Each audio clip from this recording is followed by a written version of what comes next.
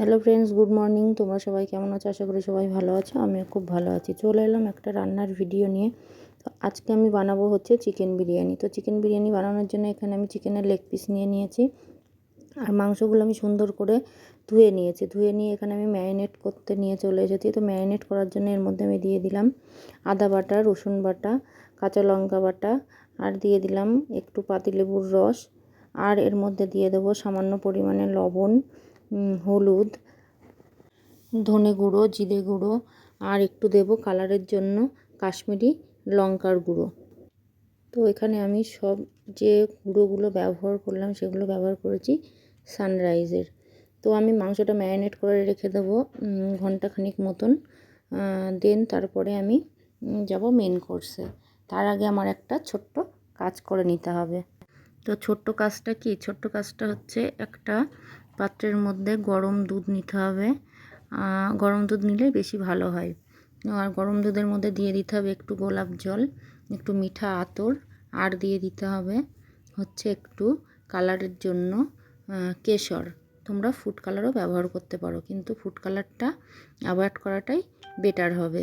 তো এখানে আমি এই যে দিয়ে দিলাম সব এক এক করে, দিয়ে এটাকে আমি চাপা দিয়ে রেখে দেবো যাতে কেশরের কালারটা চলে আসে। তো বন্ধুরা, এবার হচ্ছে করতে হবে একটা শুকনো মশলা। তো সেটা হচ্ছে কি? সেটা হচ্ছে প্রথমে গ্যাসের উপরে একটা কড়াই বসিয়ে নেব, দিয়ে তার মধ্যে দিয়ে দেবো বিরিয়ানির মশলা। এই মশলাগুলো যে কোনো মুদিখানার দোকানে, বড় গ্রসারির দোকানে তোমরা পেয়ে যাবে। এক একটা মানে কৌটো মনে হয় 20 টাকা করে নেয় সামথিং, যাই হোক। তো এই মশলাগুলো শুকনো খোলায় সুন্দর করে ভেজে নিতে হবে, নিয়ে তারপরে গুঁড়ো করে নিতে হবে। দেন গুঁড়ো করার পরে যে মাংসটা আমরা ম্যারিনেট করতে রেখেছিলাম তার মধ্যে সামান্য একটু এই গুঁড়ো মশলা অ্যাড করে দিতে হবে। এরপর আমরা কড়াইতে তেল গরম করতে দেব, দিয়ে তার মধ্যে পেঁয়াজ কুচি দিয়ে আমরা বেরেস্তা ভেজে নেব। বেরেস্তা ভাজার জন্য পেঁয়াজগুলো একদম কুচি কুচি করে কাটতে হবে, আর ততক্ষণ ভাজতে হবে যতক্ষণ না পেঁয়াজের কালারটা হালকা ব্রাউন কালার হয়।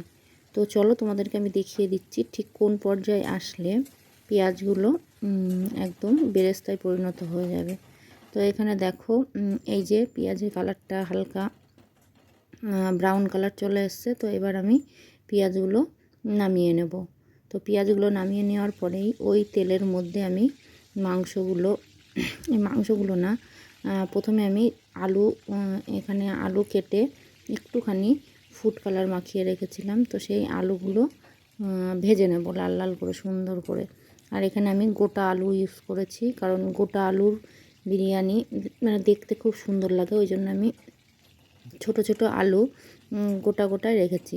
তো এই যে আমি এখানে আলুগুলো ভেজে নিচ্ছি, দেখো তোমরা এপিট ওপিট করে বেশ সুন্দর করে। তো আলুগুলো ভাজা হয়ে গেলে আলুগুলো আমি তুলে নেব।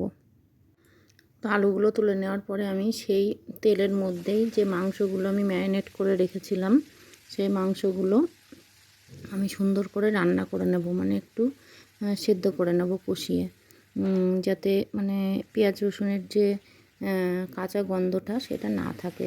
তো এখানে আমি মাংসটা পুরো মানে রান্না করার মতনই করে নেব। আর এর মধ্যে আমি সামান্য একটু বেরেস্তা দিয়ে দিলাম।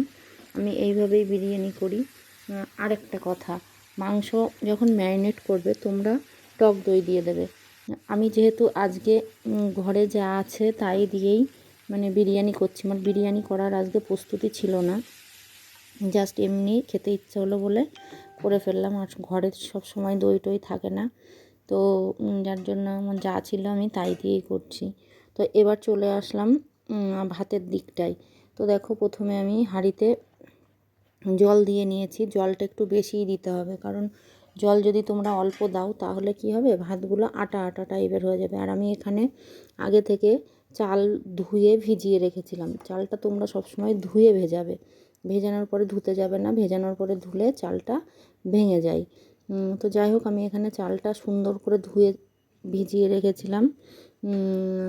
প্রায় ঘন্টাখানিক আমি চালটা ভিজিয়ে রেখেছি। তারপরে করতে হবে কি, যে জলে তোমরা ভাতটা করবে সেই জলটাও মানে গরম হওয়ার পরেই চালটা দেবে, তাহলে দেখবে ভাতগুলো একদম একটার গায়ে আর একটা লেগে যাচ্ছে না। আর একটু কি করবে, জলের মধ্যে একটু সাদা তেল মানে রিফাইন তেল আর একটু লেবুর রস দিয়ে দেবে। লেবুর রস দিলে কি হয়, ভাতগুলো একদম সাদা হয়, এবং ধবধবে সাদা হয়। আর রিফাইন তেল দিলে হয় কি, ভাতগুলো একটার গায়ে আর একটা লেগে যায় না। আর একটু দিয়ে নিতে হবে লবণ। তো এখানে আমার মাংসটা হয়ে গেছে। এই যে মাংসটা দেখো আমি আলাদা করে রেখে দিয়েছি, আর গ্রেভিটা আমি আলাদা করে রেখেছি। তো এবার আমি লেয়ার করে নেবো। আর ভাতগুলো তোমরা দেখো একদম সুন্দর, মানে কোনোটার গায়ে লাগেনি। আর ভাতটা সবসময় 80% কুক করে নিতে হবে, কারণ আর 20% হচ্ছে দমে হয়ে যায়। তো এখানে আমি প্রথমে যে হাঁড়িটায় ভাত করেছিলাম সেই হাঁড়িটাই আমি দমে বসাবো। তো আমি হাঁড়িটার গায়ে প্রথমে একটু ঘি লাগিয়ে নিলাম, তারপরে আমি মাংসগুলো দিয়ে নেব। আমি মাংসগুলো সবার লাস্ট মানে ফার্স্টে দিচ্ছি হাঁড়িতে, আর আমি পুরো মাংসটাই দিয়ে দেব। একটা লেয়ারেই আমি বিরিয়ানিটা সাজাবো। তো এখানে আমি ফার্স্টে মাংসগুলো দিয়ে নিলাম, আর যেটুকু গ্রেভি ছিল সেটুকু আমি দিয়ে নিলাম। দেন এর মধ্যে আমি দিয়ে দেব হচ্ছে একটা লেয়ার করে ভাত। সুন্দর করে একটু লেয়ারটা করে নিতে হবে চারিদিকে, যেন মানে মাংসের ওপরে চারিদিকে যেন ভাতটা ছড়িয়ে ছড়িয়ে থাকে। তারপর আমি দিয়ে নেব মাংসের যে গ্রেভিটা ছিল সেই গ্রেভিটা। তো চলো, তো লেয়ারের উপরে আমি এবার দিয়ে দিলাম হচ্ছে যে গরম দুধের মধ্যে গোলাপ জল, তারপরে মিঠা আতর এগুলো ভিজিয়ে রেখেছিলাম সেইটা। তারপরে দিয়ে দিলাম বেরেস্তা। বেরেস্তাটাও সুন্দর করে চারিদিকে দিয়ে নিতে হবে। তারপর আমি দিলাম হচ্ছে আলুগুলো। তো দেখো আলুগুলো আমি মাংসর সঙ্গে একটু সেদ্ধ করে নিয়েছিলাম, কারণ দমে এরকম গোটা আলু সেদ্ধ হবে না। তো তার জন্য আমি আলুগুলো মাংসের সঙ্গে সেদ্ধ করে নিয়েছিলাম 80% মতন। আর এর মধ্যে আমি দিয়ে দিলাম হচ্ছে সেই গুঁড়ো মশলাগুলো। তারপরে আমি আরেকটু দিয়ে নিলাম হচ্ছে মাংসের গ্রেভি। আর তারপরে আমি করে নেব কি, আর একটা লেয়ার ভাতের আমি এর ওপরে দিয়ে দেবো। আমি তোমাদেরকে বললাম না একটা লেয়ারেই করব, তো এখানে আমি দুটো লেয়ার করেছিলাম। তো যাই হোক, সেকেন্ড লেয়ারটাও সেম একই প্রসেসে করেছি। প্রথমে ভাত, তারপরে দুধে ভেজানো আতর গোলাপ জল এটা দিয়েছি, তারপরে হচ্ছে দিয়েছি ভাজা মশলা, বেরেস্তা আর মাংসের যে গ্রেভিটা ছিল সেটা। দেন তার মধ্যে আমি দিয়ে নিয়েছিলাম আর একটু গোলাপ জল গন্ধের জন্য। আমার মনে হচ্ছিলো যেন গন্ধটা ঠিক আসছে না, তো আমি এই গন্ধের জন্য একটু গোলাপ জল আর মিঠা আতর ওপর থেকে ছড়িয়ে দিয়েছিলাম। তো তারপরে দেখো আমার এখানে আটা মাখার সময় ছিল না, যার জন্য আমি চট করে একটা বুদ্ধি খাটিয়ে নিলাম। তো বুদ্ধিটা তোমরাও অ্যাপ্লাই করে দেখতে পারো, খুব ভালো কাজ হয়। বিরিয়ানি করতে গিয়ে আটা মাখার ঝামেলা যারা করতে চাও না, তো এরকম মোটা যে হোয়াইট টেপগুলো হয় সেই হোয়াইট টেপগুলো হাঁড়ির মুখে সুন্দর করে লাগিয়ে নিতে হবে। তোমরা এই প্রসেসটা অ্যাপ্লাই করে দেখো, আমার কথা শুনে খুব ভালো কাজ হয়। মানে ভেতরের যে ভাবটা একদমই বেরোয় না, খুব সুন্দর মানে ভেতরের ভাবটা আটকে থাকে। তো এখানে আমি দুটো লেয়ারে মানে দুবার টেপটা লাগিয়েছিলাম, একবার একটু নিচে দিয়ে একবার একটু ওপর দিয়ে। তো তারপর আমি দেখো এখানে ভাতটা ভাপে বসানোর জন্যে একটা পাত্রে ডেস্কিতে আমি জল গরম বসিয়ে দিয়েছি। তারপরে আমি বিরিয়ানির হাঁড়িটা দিয়ে নিয়েছি। তো বিরিয়ানির হাঁড়িটা আমি এখানে 1 ঘন্টা দমে রেখেছিলাম। দমে রাখার পরে এই যে আমি বিরিয়ানির হাঁড়িটা খুললাম, তো তোমরা দেখতেই পাচ্ছ বিরিয়ানিটা ঠিক কতটা সুন্দর হয়েছে। তো চলো সার্ভ করে দেখাই তোমাদের। তো তোমরা দেখে নাও, বিরিয়ানিটা সত্যিই বলছি খুব সুন্দর হয়েছিল। যেরকম মানে দেখতে সুন্দর হয়েছিল সেরকম খেতেও সুন্দর হয়েছিল। মনেই হচ্ছিল না যে এর মধ্যে আমি দই ইউজ করিনি, এত টেস্টি হয়েছিল। আমি এতদিন বিরিয়ানি বানিয়েছি, আমি সত্যিই বলছি নিজের রান্না আমি নিজেই প্রশংসা করছি। মানে আমার এতদিনের বিরিয়ানিটা আজকের বিরিয়ানির কাছে যেন পুরো ফিকে ছিল। আজকের বিরিয়ানিটা সত্যি খুব টেস্টি ছিল।